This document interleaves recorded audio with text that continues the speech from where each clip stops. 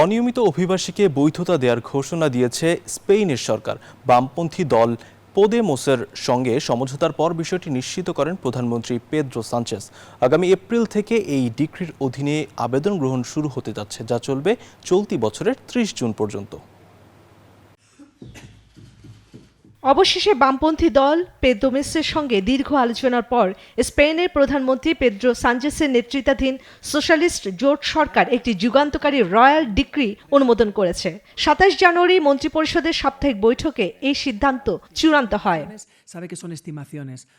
এই উদ্যোগটি বেশ কিছুদিন ধরেই সরকারের পরিকল্পনায় ছিল।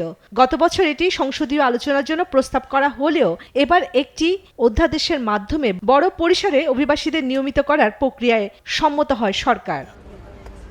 টানা তৃতীয়বার অর্জন করেছে দেশের সেরা সুপার ব্র্যান্ড স্বীকৃতি বসুন্ধরা টিস্যু। আগামী এপ্রিল মাস থেকে এই ডিক্রির আওতায় আবেদন গ্রহণ শুরু হবে, যা চলবে চলতি বছরের ৩০ জুন পর্যন্ত। নতুন এই নিয়মিতকরণ প্রক্রিয়ায় মূলত এসব অভিবাসীরা আবেদন করতে পারবেন, যা দীর্ঘদিন ধরে বৈধ রেসিডেন্স পারমিটের অভাবে শ্রম শোষণের শিকার হচ্ছিলেন এবং মৌলিক অধিকার থেকে বঞ্চিত ছিলেন।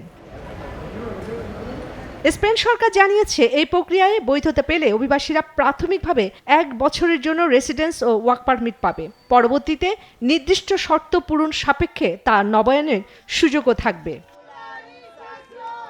ইউরোপের অনেক দেশ যখন অভিবাসন নীতি আরও কঠোর করছে, তখন স্পেনের এই সিদ্ধান্তকে মানবাধিকার ও সামাজিক অন্তর্ভুক্তির ক্ষেত্রে একটি ব্যতিক্রমী ও ইতিবাচক নজির হিসাবে দেখছেন বিশ্লেষকরা।